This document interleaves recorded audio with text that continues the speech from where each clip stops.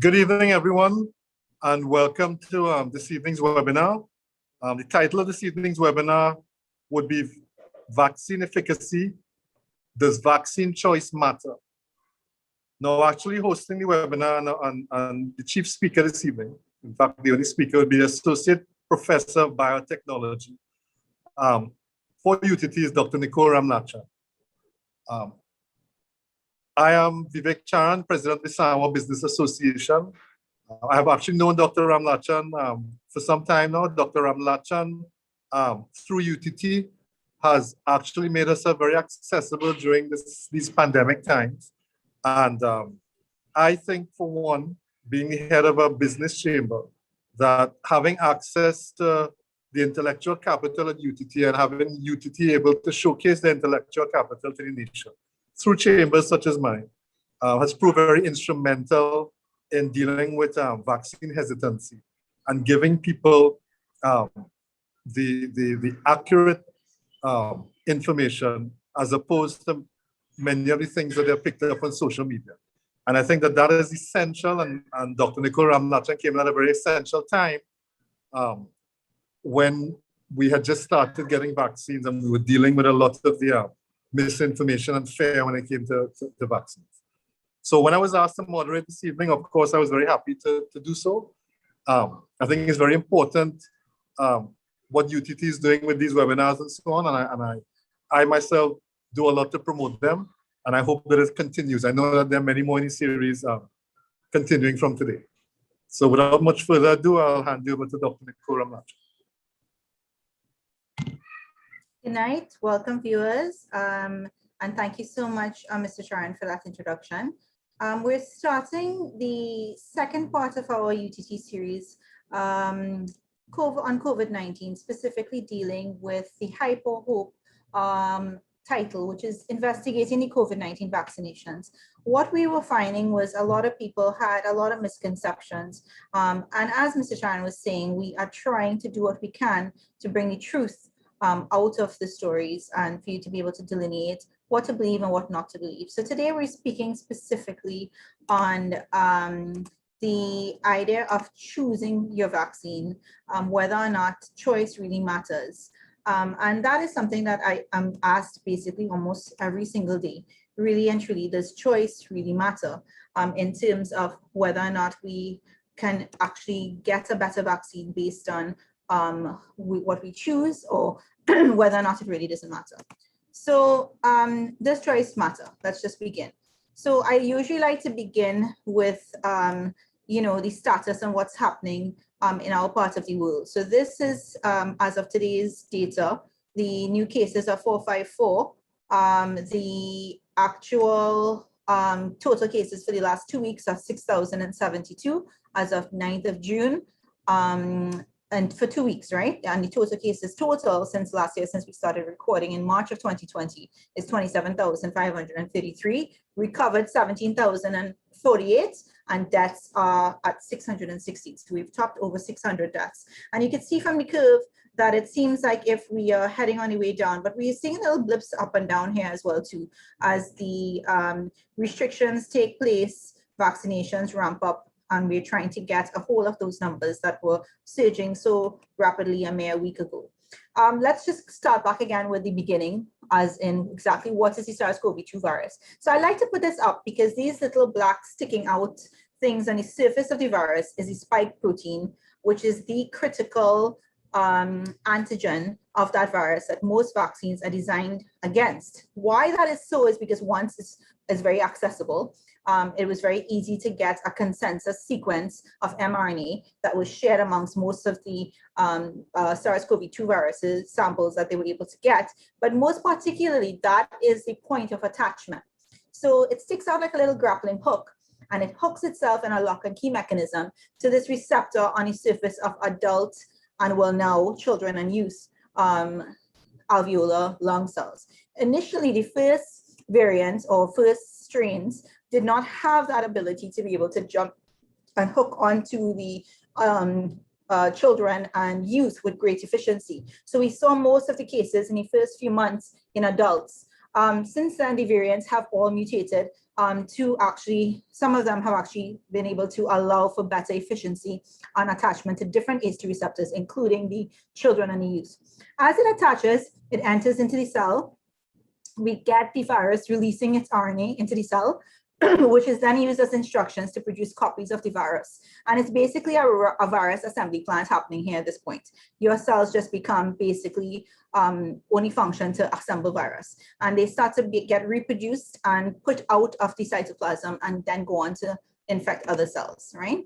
And what we have at that point then is the chain of infection coming into play. So the first point I want to make into consideration is the initial, from the last series, you would remember where we talked about where SARS-CoV-2 came from. And it came from a jump from bat to human based on a mutation, as I just mentioned, of the spike protein. And this is because of exposure, either illegal hunting, trafficking, the wet markets, all of those kinds of things that occur in that part of the world where these viruses jump hosts and they become zoonotic. We've seen this before with Ebola. We've seen it before with most of the avian, swine, influenzas, and even HIV, where it actually was originated in an animal host and jump species. We call that as zoonoses. And then at that point, the SARS-CoV-2 virus enters into the host, gets infected, and then exits the host through either the mouth or nose, coughing, sneezing, talking. Then it is transmitted somehow, either person to person, airborne, direct contact with a virus of a contaminated surface, and then enters back into a new host through the portal of entry of the mucous membranes of the mouth and the nose, enters into the susceptible host where there is no immunity, i.e. no vaccination, and you get the cycle continuing. So that is basically the chain of infection between the pathogen, the host, and the environment. Why that's important? Because that's really how the virus is spread. And how we are able to detect whether someone is positive for COVID, because that's what we're going to talk about, is we actually have to do a COVID-19 test. Now, there's several tests available. The antibody test, which actually detects whether or not you've had the virus at all in the past, anywhere from 10 days all the way back to 8 months. It's a window into your past infection, right? And it's usually a little glucometer kind of pin prick, 1 drop of blood, and it's a serological test. This does not detect antigen or virus, right? The antigen test detects the antigen, which is similar to like the spike protein or different types of proteins of the virus, depending on the test, but it detects hundreds of particles. So it's not as sensitive as the RT-PCR, which can detect up to single particles of virus. It is the most common type of test, the most accurate, but it takes longer. So the antigen test comes into play as a means of screening individuals who might have been exposed to try to determine who needs to do RT-PCR testing and those kinds of things. So there's a role to play for each of these tests. This is kind of the timeline. The RT-PCR can come into play basically from the incubation period to day 0 when you start showing symptoms. Antigen will usually come into play from about day 0 onwards to about the 2nd week. Same thing with the RT-PCR, stops being valuable around the 2nd week of infection. And then the antibodies take over, where they are sometimes long-term. We can detect antibodies sometimes up to 90 days, and sometimes as early as 4, 5, 6 days. But generally, it's recommended after a week to do antibody testing. And this is also very critical for determining your past infections in terms of if you want to vaccinate, because a lot of the side effects that comes with vaccinations, which we'll talk about in later sessions, will come into play if you've been very recently affected with COVID-19, even asymptomatically. So it's important to get an antibody test pre-vaccine as well. Now, I just wanted to show this. When we first started this series back in April 28th, this was the number of SARS-CoV-2 cases and deaths in the world, 147 million. This is about 3 million deaths. Trinidad had about 9,676 cases total. Right now, it's not here, but Trinidad has about over 26,000 cases. We've gone up to about 173 million and almost 4 million deaths, 3.729, 410. So the death rate is quite high right now. It's roughly about 41%. Sorry, 14%. It's about 14%, but it's pretty high. If we look at the confirmed deaths per million, Trinidad is about 9.69. Brazil is a little lower than us. India is quite low. I mean, we know that they underreport the numbers to a certain extent, but still they've been able to get their outbreak under control. Now, you might ask yourself, but we see all of these bodies on social media and all of these things. Yes, you have to remember that India has 1 billion people. So their 2% or 3% is still very high in terms of numbers, right? Whereas we are looking here at deaths per million. And that's why it's very important to compare apples to apples and use those measures of the 7-day rolling average to be able to look at what's happening to all the countries. I wanted to make a note of this United Kingdom spike here. And right now it's actually starting to go up just a smidgen because of the arrival of the Delta variant in the UK. Now this is deaths, not cases. So the deaths are still low because most of the people have been vaccinated with 2 vaccines in the United Kingdom, and it's giving them some level of protection, but we're actually still seeing a little rise in number of deaths and also number of cases, right? One statistic that's important as well too is to look at the 7-day moving average of each country's daily positivity rate. And what that means is you're trying to compare the total number of tests conducted per capita to the total number of positive tests. And the size of the circle will indicate the size of the epidemic. So the larger the circle, for example, Argentina and Colombia and Panama down here having pretty large epidemic proportions, means that they're actually having larger sizes. The smaller the circle, this is Trinidad and Tobago right here, and I highlighted it so that you'd see their 7-day moving average daily tests is about 223 per 100,000 people. Their 7-day moving average daily positivity is about 13.45%, which is pretty high. The 7-day moving average daily confirmed is about 419. And this here is your number, the magic number, the 5%. The ones that are below this are the ones that have the smallest circle and the lowest positivity. That is right where the WHO recommends testing to be. So we are a little bit high in that we test mostly people with symptoms, or we were testing more people with symptoms than not. So they like to see the numbers to be down here. Still, the larger sizes just still mean that's epidemic proportions, but they like it to be have small circles with low positivity, right? 3.7 million deaths, 173.3 million cases, and about 336,926 in terms of the daily figure. If we look at the 56-day trend, we're on the way down in the world. Vaccines are ramping up. We had about 2.25 billion, which equals to about 29 doses for every 100 people, which is great. But there's a stark gap between the vaccination programs in the different countries, with some yet to report a single dose, especially the African countries. So just to go back into our whole story of trying to track what's been happening, this is April the 1st data here. This is May the 6th data, and you'd notice the darker the color, or the more reds, the higher the number of cases, right? Back in April the 1st, we were mostly into the yellows. Not too much. Our death rate was about 10.2, and May 6th, it went up to about 13.7. We started to get a little bit of pinky. And if you look at the US and the UK, you'd notice the UK was going away from their blacks into the reds. The death rate is deaths per 100,000 people, right? So obviously the high amount of population of the US would indicate mostly black for them, just because, not because cases were increasing, but just because they have a consistent number of deaths per 100,000 people that's above that threshold. But keep your eye on Trinidad. We're going to go to today's data, and we would notice that our death rate is 41.5%, which is the deaths per 100,000 people, which is much higher than we were. And almost, if you look at the colors, we're now starting to get into the pinks and the reds, right? Whereas the other countries are dropping in terms of numbers, with the exception of Uganda, seems to be increasing. The Emirates is also having an outbreak, right? That seems to be increasing as well too. So that's just kind of to show you the trends of what's happening in terms of deaths per 100,000, deaths per million, and numbers of cases around the world. Now to kind of go back against the function of the vaccine, we have to consider what a COVID-19 variant is. And the SARS-CoV-2 variants have one or more mutations that differentiate it from the previous variants that were circulating. And we expected variants to occur because what happens is the virus constantly mutates, right? That's the nature of the virus. It doesn't care that it causes severe disease and death. It doesn't care that it causes less or more. The whole point of the virus is basically to just mutate and to create more and more replicating particles to be able to reproduce. That's basically it. So what happens as the viral DNA is copied, we might have these little changes, and these little changes occur all the time naturally. Sometimes they can make the virus more virulent, sometimes they can make them less virulent, and sometimes there's no change at all. Sometimes they can make them to evade immunity, sometimes nothing will happen, there's no difference, and sometimes it can make them more susceptible. So these are the kinds of changes that we've seen so far. We have the B117, which is now called the Alpha, the B1351 South African, which is now called the Delta, and the P1, which is called the Gamma variant. And they're usually collections of mutations. It's about 18, this one 9, and this one 21, and this one. And this is where the mutations are, mostly in the spike protein.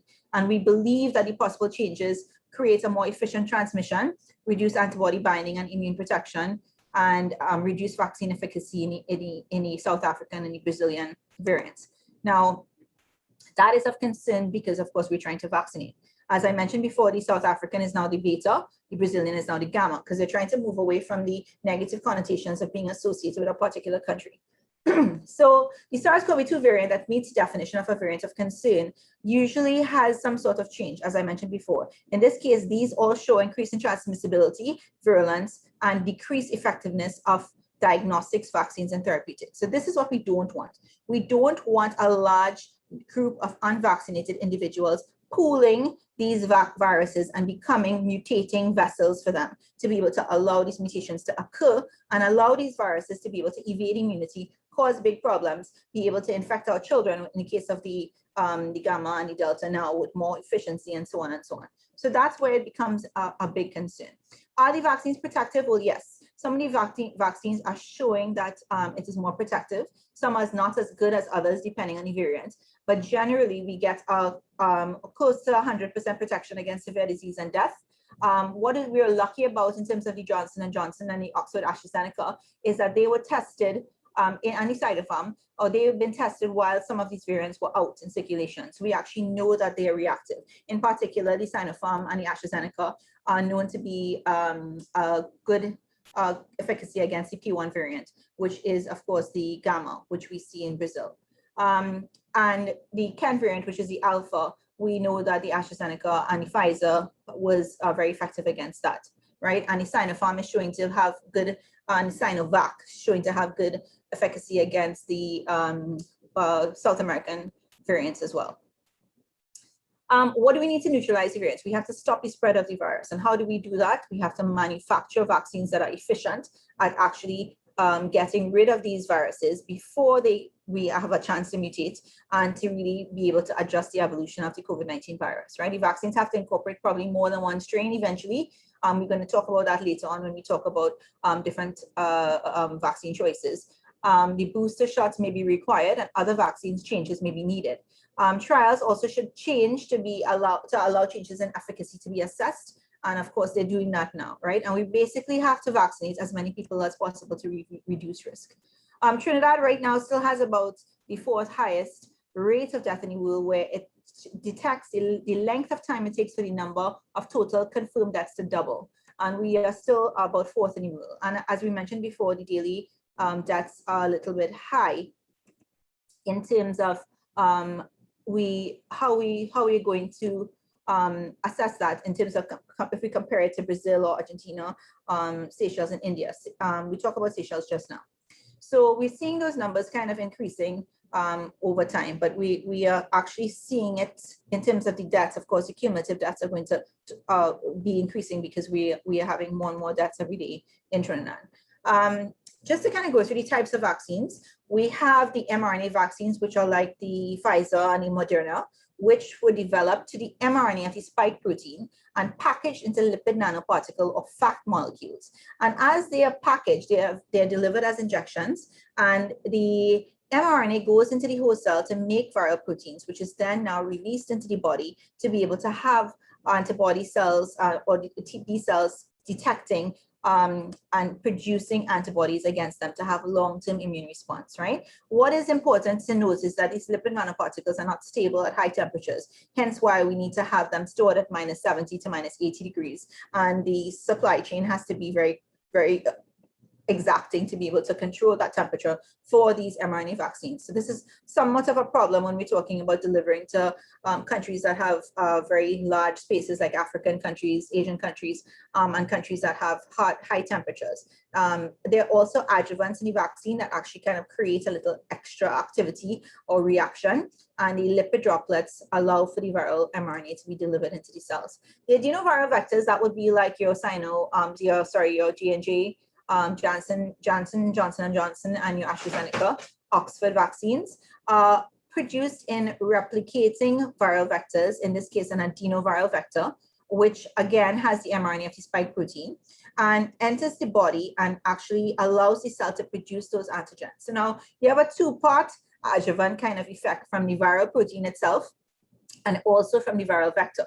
So you kind of get a little extra response, right? Which you want, because you want that body to be able to remember that antigen. So next time it sees it, it's going to call its memory cells and say, hi, remember this guy? There's a pretty bad guy here, and start to clonally expand these antibodies to be able to fight this, this infection from this antigen, right? So that's how we get immune response, and that's how we get long-term immune response. The DNA vaccines are the same concept, except instead of mRNA, there's DNA, and they package them into the lipid nanoparticles or phages, right? But again, they have to be kept at pretty low temperatures if they're any lipid nanoparticles. And this is exciting because it can be delivered via a nasal spray, which a lot of people like when they're averse to needles, as opposed to an injection. The DNA is released into the cell, and the DNA is made to use viral proteins, again, and initiate immune response. One thing I want to make very clear, none of these vaccines get incorporated into your DNA. So that's the reason why I use kind of graphical illustrations to be able to show that. It does not get incorporated into the DNA of the host in any way. The whole purpose of using mRNA is basically as a message, exactly as it's called. mRNA means message RNA. So it sends the message into the instructions on how to make those viral proteins to the cell. And we're just basically using it as a recipe to be able to literally produce those viral proteins, only those viral proteins, to be able to get that antigenic or antibody response, I should say, from your body, okay? The key point here for all of these vaccines is I want to notice this line right down here, where it says 100% efficacy against hospitalization and death prevention against COVID-19. So the efficacy against infection varies. And of course, the AstraZeneca and Johnson & Johnson were used in areas in the clinical trial where there were variants. So their efficacy naturally started out being low because of that, whereas the Pfizer and the Moderna had a much higher efficacy. Now we know these numbers are in the 80s generally from studies that we've done as these vaccines are being used in more and more countries around the world. So the platform for the AstraZeneca is the DNA virus platform that we use in completed trials in US, Brazil, and the UK. They gave a half dose followed by a full dose in Aaron. That turned out to actually be good because it showed 90% efficacy against infections and allowed us to use less to be able to get a better result. And they were able to use RT-PCR to check for infections, and were able to conclude that not only was it effective, but also against the transmission of disease, which is important, not just effective against getting the disease. What was important as well too to note is that they were not for profit. So they sold at $3.5 million, $3 to $5 initially, and they made them very accessible to COVAX and other countries that couldn't afford the more expensive ones. Up to 3 billion doses were ordered. The Johnson & Johnson had the same adenoviral vector concept of the AstraZeneca Oxford against the spike protein that has not been genetically engineered to replicate. But the mRNA spike protein goes into the cytoplasm and translates as well, very, very similarly, but they had a pretty good reaction in terms of their vaccinated individuals. The biggest difference is that they are one-shot dose. So you're not going to get as great a dose as the two-shot vaccines, naturally, because it's a one shot, but it's still pretty good at about 78%, I believe. And most importantly, the refrigeration is at 2.8 degrees Celsius. So you don't have to have that expensive cold chain supply chain that we have to have for the other mRNA vaccines. They were also non-for-profit initially, and they were priced about $10 per dose. The Sinopharm was old school in that the BPAP-CoV shot that the Sinopharm company produced was based on 3 variants of the coronavirus from patients in Chinese hospitals. And they picked the one that was fastest to grow in the monkey kidney cells. They inactivated it by mixing it with a chemical called beta-propiolactone that killed it and inactivated it, and then used the whole inactivated virus in the vaccine, right? So you actually would get a pretty good immune response via antibody T cells and B cells against it. But most importantly, it's been inactivated and no longer able to replicate, right? And it doesn't just have the spike protein mRNA like the others. It actually has the whole viral, all the antigens of the virus. Sinovac, which is also produced in China, has just recently gotten WHO approval. And I wanted to put some of this detail because it's very similar to the Sinopharm and use this as an example. It's an aluminum hydroxide adjuvanted inactivated whole virus vaccine, the components of which you can get online. And it showed about a 51% efficacy in Brazil against the variant, which was the gamma P1 variant, against hospitalization. And no COVID-19 related deaths occurred in the vaccinated group. All COVID-19 related deaths were in the placebo group. The vaccine efficacy was maintained in groups with or without comorbidities, which is important. And even in Indonesia and Turkey, they're actually showing pretty good data, 65.3% and 83.5% against infection. The WHO therefore was able to recommend the Sinovac on June the 1st. They recommended the Sinopharm, I believe, May 16th. For vaccine for use in vaccination against COVID-19 in persons aged 60 years and older, those with hypertension, those with breastfeeding and pregnant females who are HIV positive or immunocompromised, right? That is the recommended group for Sinovac. And one thing that's important too is that they recently just showed last week, or about 2 months ago on April 9th, that the COVID-19 Sinovac actually maintains protection in Brazil against most of the P1 variants that they see down there.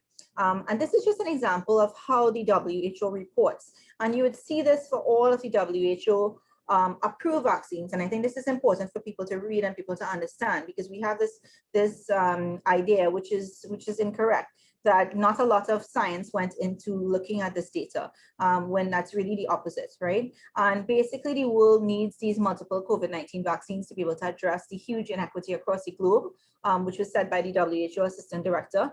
And we have to be able to utilize vaccines that we have available to be able to bring the pandemic under control. And they were able to actually assess it for emergency use and give the okay, right? Doing a risk-benefit analysis. In terms of the variants, the WHO recommends the use of all of these if the variants are present in the country, and they are recommending that the countries conduct a benefit risk assessment according to the local epidemiological situation, in particular to monitor the vaccine effectiveness and capture data on the frequency of breakthroughs, because this is going to continue to happen as the variants continue to change over time. We're going to get cases where they're going to break through and we might see breakthrough infections. That's only happening in about less than 6,000 cases in the world out of 2 billion vaccinations that have taken place, 2.25 billion. We've only seen it in less than 6,000. So, but it can still occur, especially as more and more variants come on site. Right now, AstraZeneca is being used in more than 163 countries, Pfizer, BioNTech in about 101, Moderna in about 47, Sinopharm Beijing in about 48, Gamaleya Sputnik in about 39. I can't read on my glasses. Sinovac in about 28 countries, Johnson & Johnson about 22. And then we have some that are single or double or 2 or 3 countries that are using them, the Bharat Biotech, the Sinopharm Wuhan, the CanSino, the Vector Institute in Russia, the Epivac Corona, the Abdala, and the Soberano, which are both being used in Cuba only, and then the Quasvac and the Sinopharm Haytac. So there's quite a few that have been produced and are in testing. Trinidad and Tobago still, however, is at 0.3% fully vaccinated. The other islands, Barbados, Guyana, Brazil, Grenada, are all above, in the case of these guys, above 20%. Grenada is right about, I think, about 15, 16%. And Trinidad is just about 10%. I think we're 9.7 or something today, right? Jamaica started off strong and then they kind of slowed down. But the Israel, Canada, United Kingdom, Bahrain, United States, all doing very well, more than 50% vaccinated, fully vaccinated. So that's great news. And then the Europeans, somewhere between 40 and 50%, right? One of the other options that we have for being able to deal with the shortage of vaccines that occurred, in particular in Canada, where they were faced with the shortage of the AstraZeneca COVID-19, is that they decided to mix vaccines based on a European Union study out of Spain that showed that if you mix vaccines, Pfizer and then AstraZeneca, or AstraZeneca and then Pfizer, you're actually getting more of a beneficial, strong immune response. So there have been constant moves and changes because, we have a standard modus operandi that first and second vaccines have to follow each other in the same manufacturing, and we might eventually have to get to a third booster and maybe even to a yearly booster, depending on how long the neutralizing antibodies stay. Now, what we need to recognize is these vaccines came into production in June of last year, so we really only have 12 months of data, and that's what we're going on. We know that these vaccines are valid and are able to actually provide immunity up until 12 months, but we don't know what's going to happen later on, right? So these kinds of things are important because we might have to continue to tweak how we combine our vaccines, how we actually use that to be able to mix vaccines, for example, or utilize a booster of another type of vaccine later on. And the possibility opens up a lot of perspectives for many countries, especially with the shortages.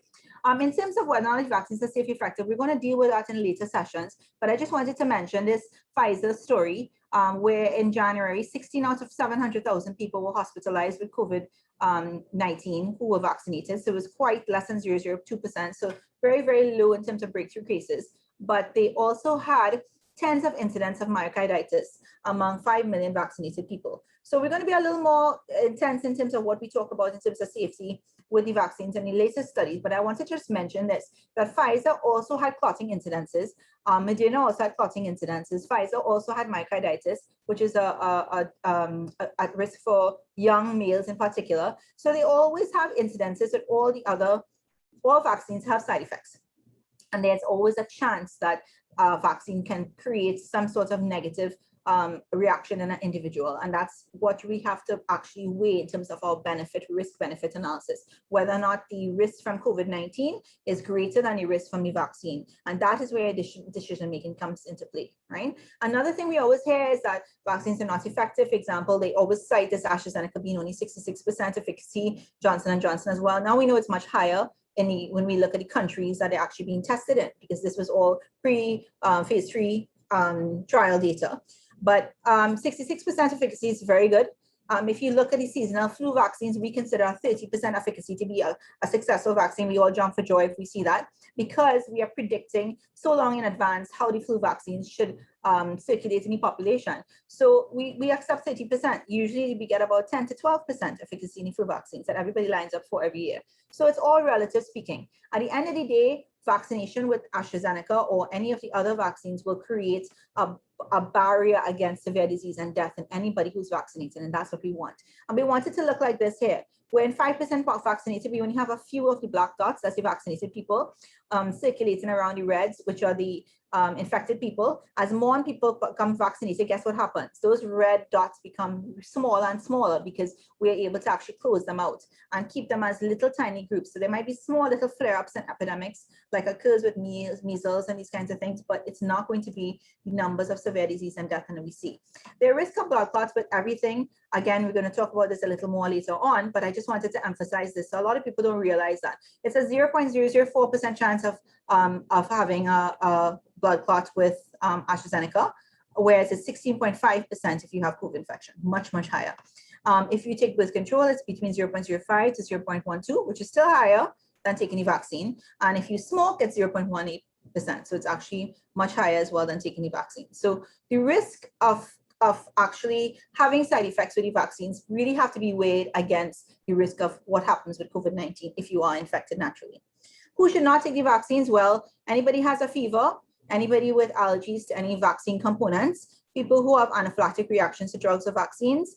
AstraZeneca and J&J are not advised for under 40 low COVID-19 risk individuals with other options in countries that are not experiencing a surge. In countries that are experiencing a surge where there's no other option, it's advised that they take it. Just because, again, the risk is outweighed by the risk of COVID-19 infections. Sinopharm has been recommended for 18 to 60-year-olds, and it's been recommended that you observe older patients and boost if necessary later on if they are observed to have a waning immunity, which we're seeing in some cases in Bahrain and around the world. Pregnant and breastfeeding women are advised to take it with caution, especially if they're in high-risk areas for infection. With the exception of Pfizer, BioNTech, anybody under 16 years old, well, actually 12 years old, I should change that because they just recently got approval for 12 to 15 years for Pfizer, BioNTech. So no children under 12 years old can take any vaccine, and nobody under 18 can take anything except Pfizer, right? From the 12 to 18. Individuals who are at risk for clotting disorders should evaluate risk. There are a lot of genetic tests that we do for clotting disorders that you can inherit genetically, as well as platelet abnormality factors and different things that can cause problems for your body after vaccination if you're prone to these things. We also have the COVID antibody test that you can also do to evaluate your infection, which is important if you are asymptomatic, you don't know you have it, because individuals with recent COVID-19 infections are advised to vaccinate a minimum of 2 weeks after symptoms start or a positive RT-PCR test, right? So if you actually get a high antibody response, then that means you should probably lay off and wait a little while before you get the vaccine, because you can cause some issues if you have too high antibody response. I wanted to show this for people who constantly say that there wasn't lots of studies done. This is Sinopharm here, and this is Oxford AstraZeneca. And this is the phase 1, phase 2, phase 3 trials, and this is approved. They're both approved. In Sinopharm is in more than 42 countries now, actually. AstraZeneca is more than 163. But this is just a little snapshot that shows you the phase 1, phase 2, and phase 3 trials. Each one of these trials represents a few thousand people. And you can tell that this, especially in the case of Oxford AstraZeneca, this was investigated very hard and very long in terms of what the amount of information we have before it actually went out into circulation. Now that it's in circulation, we actually have more and more data coming back. Same thing with Sinopharm, the BPIP CORV. Is that we're getting more and more data every day to be able to increase that information we have in terms of efficacy, safety, and all of those things. They started out with many different options. They've released about 5. We have about 15 approved, and right now we have about 339 in trials. So a lot more are going to be coming out as time goes on, right? So it's going to be less important what type of vaccine you get and just the fact that you get vaccinated, right? So there are quite a few in phase 1, phase 2, phase 3 trials. And again, as I said, it's about 15 approved right now. What are vaccines really designed to do? A lot of people have the misconception that vaccines are designed to prevent infection from SARS-CoV-2. And really it's not. The SARS-CoV-2 virus were licensed to be highly effective against reducing disease, but we don't know whether or not they could eventually induce sterilizing immunity. Just because I mentioned to you, we only have 1 year of data, right? As more and more data comes through, we will get that. But basically it prevents disease, but it may not prevent you against transmitting the disease. So that's what's important. It does lessen the chance that you transmit it, but it doesn't completely prevent it. So it's important for people who are vaccinated with 1 vaccine or 2 vaccines to protect those around them who are not vaccinated, because they can still come home with the virus and still transmit it to them. There were a lot of problems that came up with this. And again, we'll talk about this with the existing vaccines later on in terms of the blood clotting and all of that. And we probably will have to change the patents and limits the production and the supply chain to be able to tweak that. Because as we know, a lot of the First Nation countries were able to oversubscribe to COVID-19 vaccines and hoard them. And that kind of stopped our ability to be able to access them. So Canada ordered almost 500 times what they needed. UK and EU and US almost between 200 to 300 times, including New Zealand, who had no cases at the time, and they were allowed to do so. That kind of restricted the vaccines for the rest of us. Seychelles in particular did a really good job of vaccination very early on. They had 131%, which means that they got second doses in for 30% of their country almost. Right now they have about 62% vaccinated, but what happened is that they opened up in between the first and second vaccinations, and they actually had a surge that was quite serious. It's now coming down, but that's one of the risks in opening up too early. You have to get your vaccination and get your level of herd immunity to a certain point before you open up, right? Also to the 2 doses, why it's important. The first dose is like your priming dose, your second dose is like a boosting dose, right? So your first dose is like you go to primary school, your second dose is like you go to university. So your body remembers. So next time it sees that antibody, it's going to react, it's going to fight, it's going to cause a great big scene. There are a lot of different custom vaccines, and we may have to have boosters for life. But at really this point, as COVID becomes endemic, we're going to probably have to have yearly boosters. We kind of know that. There are lots of different options. Some of them, as I mentioned, nasal. Some of them are vaccines that have multiple variants in them to be able to give you a better reaction. But at this point in time, it really doesn't matter.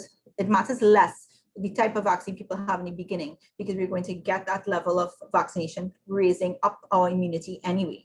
right? So ideally, we want to get a single dose vaccine, inexpensive, highly effective, easy to deliver, that presents no safety concerns. We don't have it yet.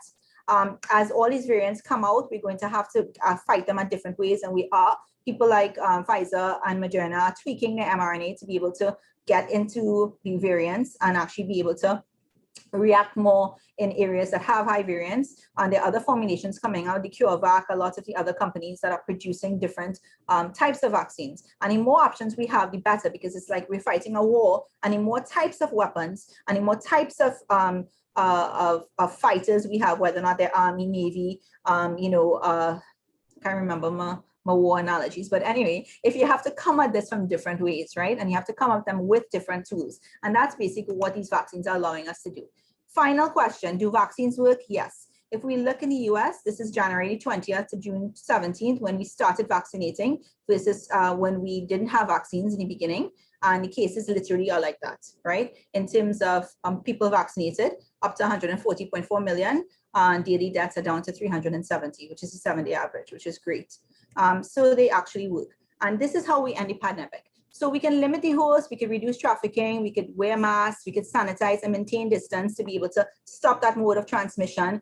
But at the end of the day, the main thing is to just decrease this population right here, this susceptible host population, decrease this pool of unvaccinated people that act as variant incubators to be able to create these massive amounts of variants in the population, release them back out again, and create more and more little epidemics, mini epidemics. And this is going to continue until we are able to vaccinate most people up to 70, 75%. In some cases, we're thinking 95%, to be able to achieve herd immunity and be able to get out of this. So what is the idea of vaccine to end this pandemic? The one you are offered.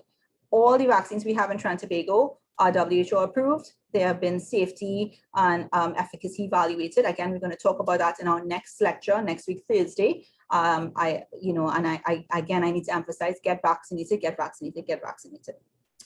Thank you very much.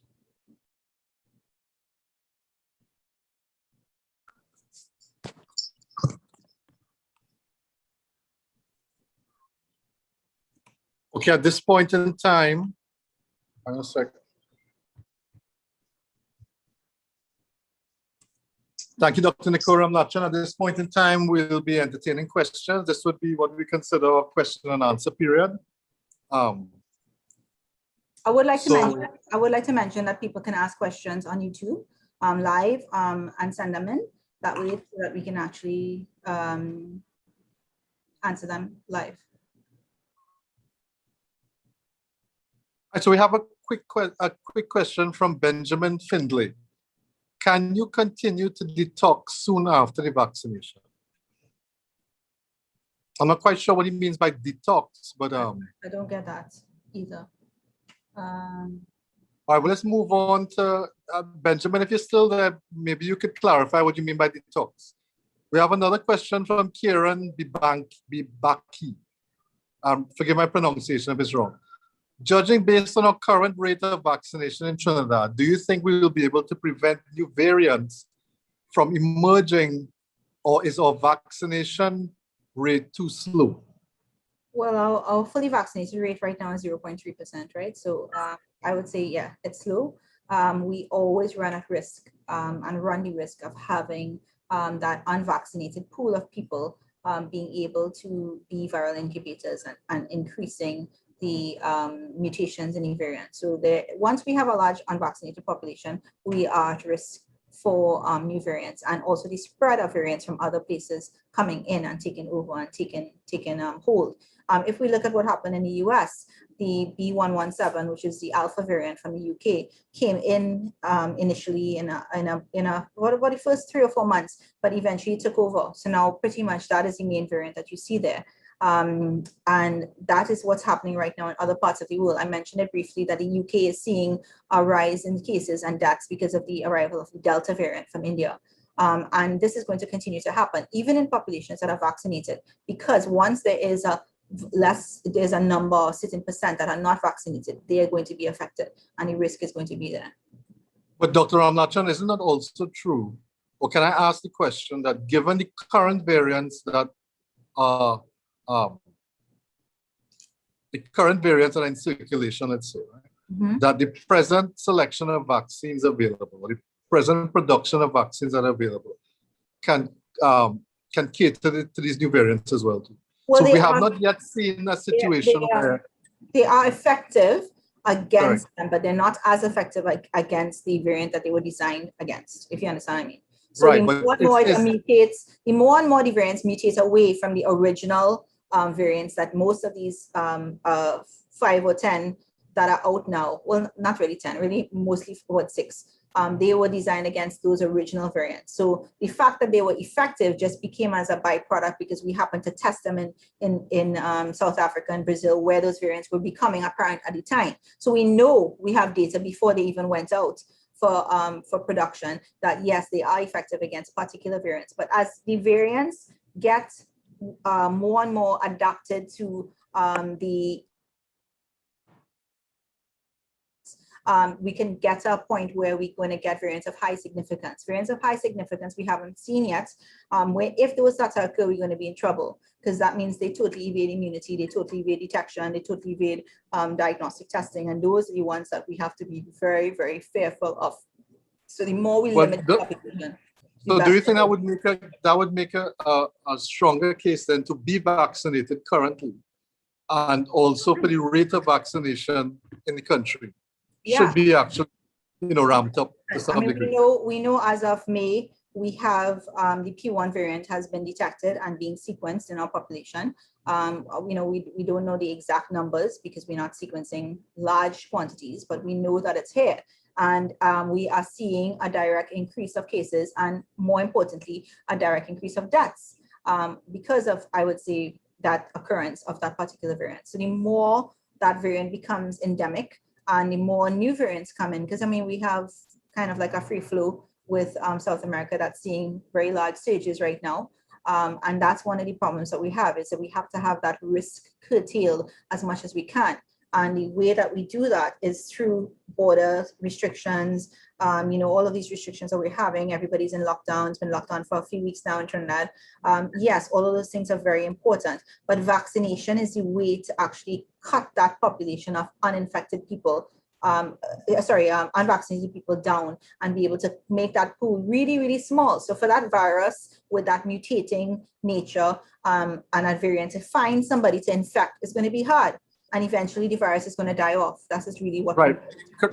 Correct. But can I also ask that there is not yet a mutation of the virus that differs genetically to such an extent that no current vaccine can cater to, or that it is in itself classified as a complete mutation.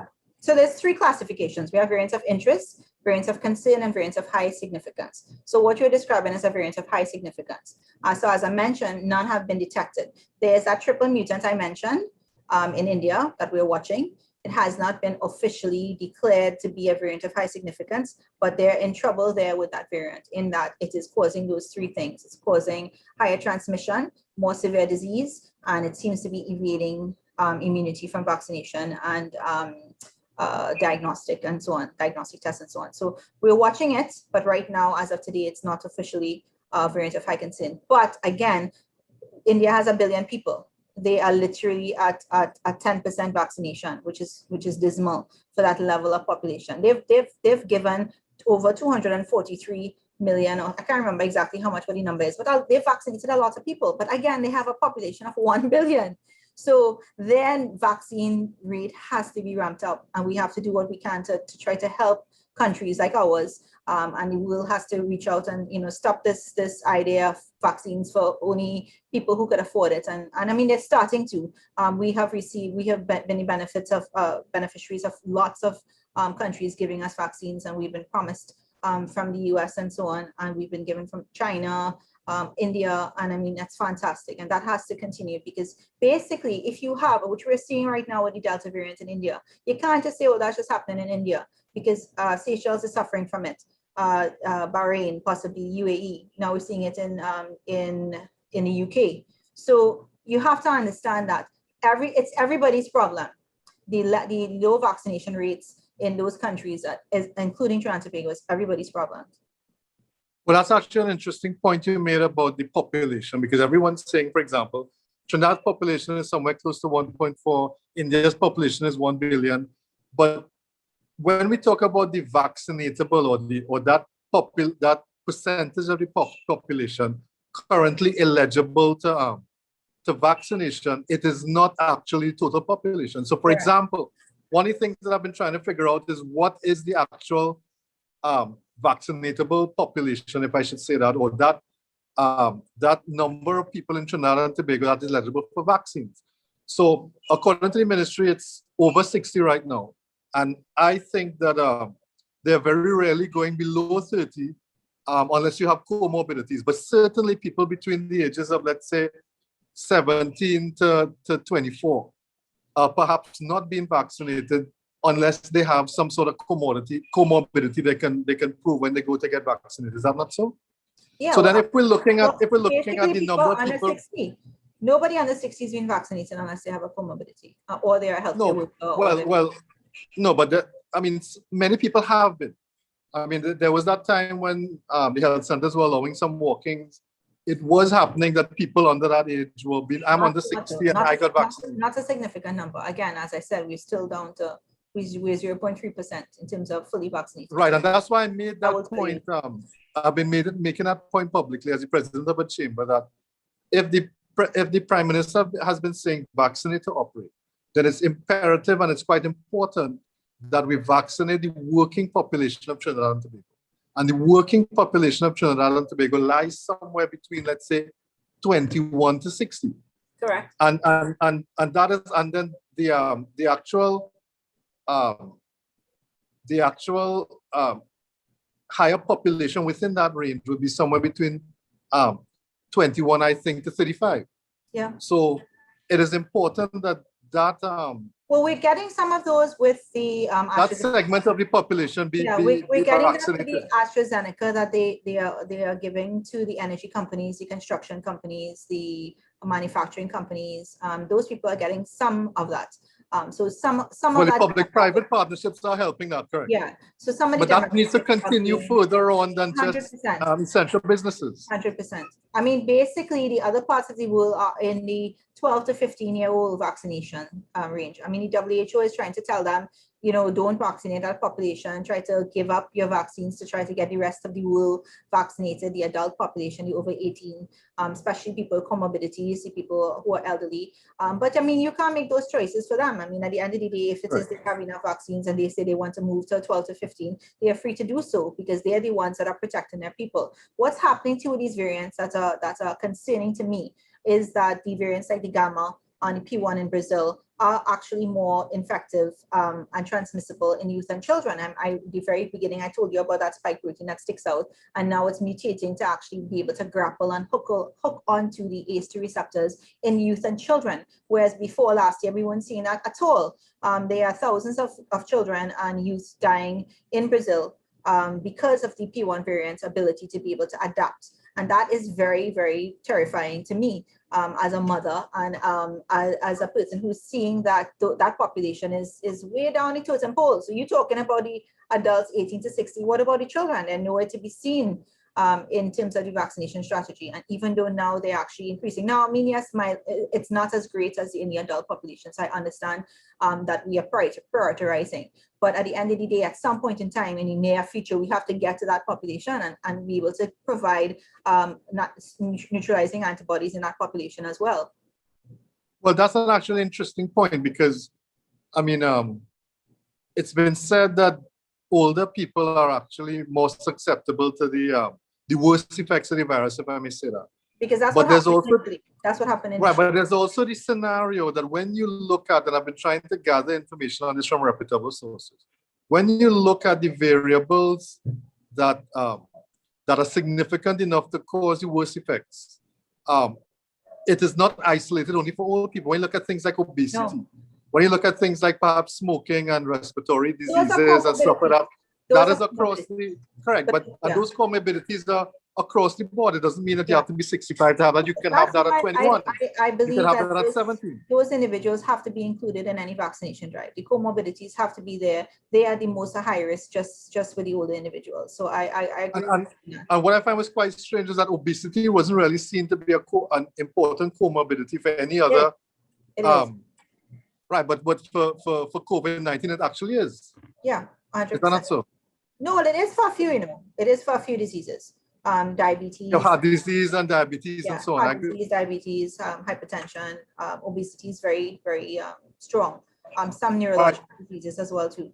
So it is. So Benjamin, it is a known. It's actually written on the forms in the United States when you are signing up for your vaccine appointment. Obesity is one of the boxes to tick if as a comorbidity. So it's recognized, it's known, and it's used. Whether or not we use it here in Trinidad, we use it colloquially, and we might use it in the doctor's office and so on, but it's not officially listed as a comorbidity in terms of you being able to get access to a vaccine. For sure, it's not. Great. Now we have 3 questions here, and I'll sort of feed you all 3 because they're simple ones. So we have Kieran who had said before a simple question, which is, can a person who has been vaccinated still spread the COVID to other unvaccinated individuals? Yes. And then we have Benjamin who was saying, who spoke about the detox. And what he meant was that he's currently doing a detox for weight loss. So he's wondering if he could continue this detox if he's been vaccinated and so on. And then Chantal is along the same line saying, so we're talking about if you're doing a detox for weight loss, if the vaccine would affect that. And Chantal Sweeney, who is asking if people are anemic, should also have, is that going to cause a problem for them if they take the vaccine? Considering you said something about platelets.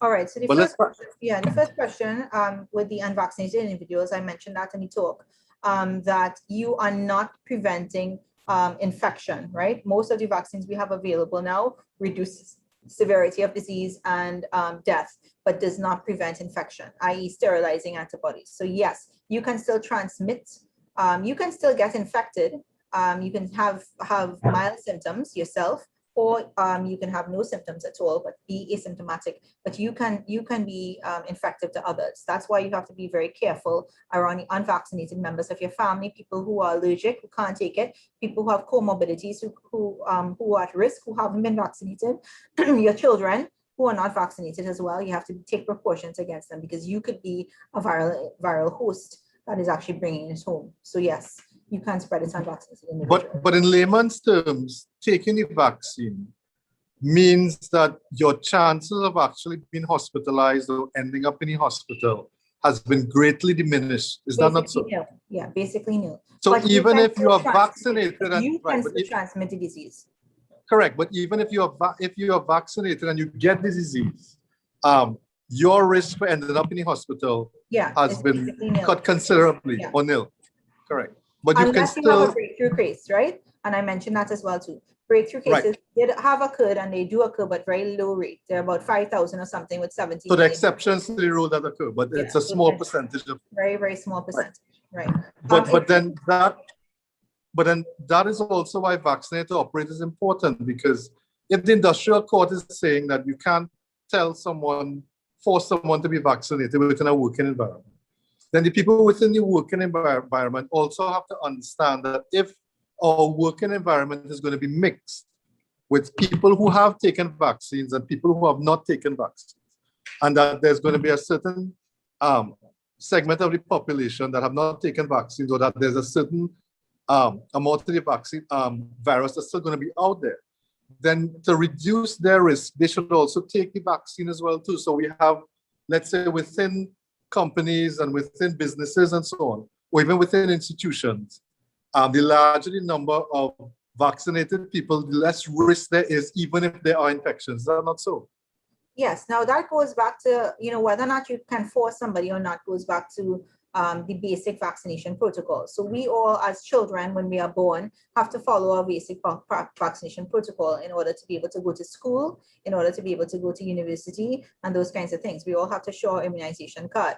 So it might come to a point where we have to change regulations and so on to include the COVID-19 vaccine in that immunization card, so to speak. For example, I cannot go to work in Suriname without a yellow fever vaccine, right? I can't even enter into the country. They won't let you, right? And there are other countries around the Caribbean. So, I mean, the individual territories and countries are probably going to have to change that to be able to make that law somehow, so that the individual companies are not burdened with the the job of trying to force people or trying to encourage people. Some people have got around that by saying to individuals, okay, fine, you don't want to take the vaccine, but then you have to out of pocket pay for weekly RT-PCR tests to show that you're not infected if you come into work. But I've also heard that there are vaccine in production for young children and so on. Is that so? Is that true?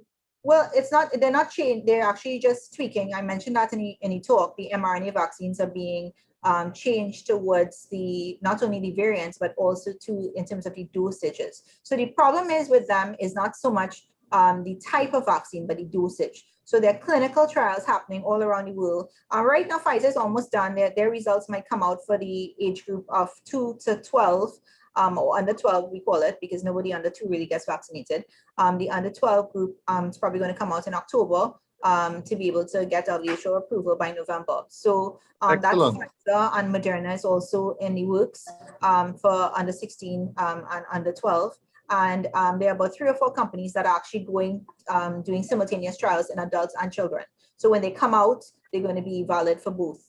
Because they're going to know the dosage. So the problem with the children too is the dosage, not necessarily the type of vaccine, but really the dosage. But the cool thing about the vaccines like Moderna and Pfizer is that we get to tweak it and change it very effectively, because the mRNA is the only thing we have to change. Same thing with the adenoviral vectors like AstraZeneca and J&J. We could change that. If there's a variant, if there's a problem, or something that is more adaptable to children, we could stick that in there very quickly and create a different version.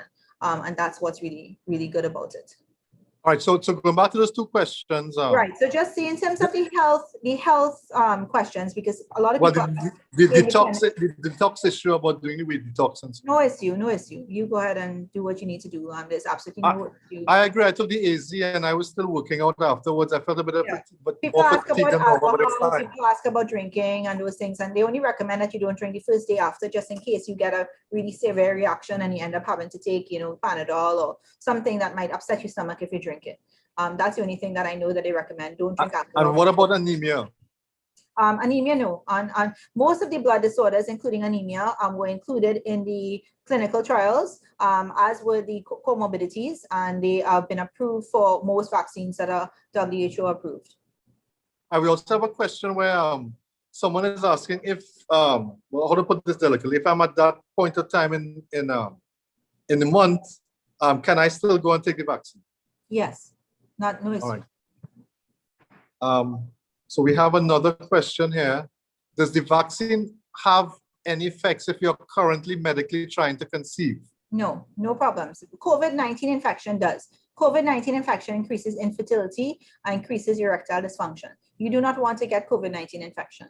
The vaccine has no influence or no negative connotations in fertility at all. That has been seen in any of the clinical trials or any of the data that's been in circulation or published since these 2.25 billion doses have been given. All right, so Kieran Bibaki, he also said, which we covered, but he's asking, despite not having been effective on the newer variants, will all of the vaccines still offer protection against them, as in reducing the likelihood of severe illness? So that, I think you covered that, and you said, yeah, I did. Yes, it is so, and they actually cover the variants that are not as great as the original strain, but the definitely at 15%. So I just wanted to say thank you very much. Please join us for the further sessions on Thursday at 6 p.m. For the next 6 weeks. And I believe we have one standalone session where we are dealing with mental health and long-term consequences of COVID-19 infection on a Wednesday. The date to be announced. But thank you again, and thanks for your attention. And I hope you all learned something.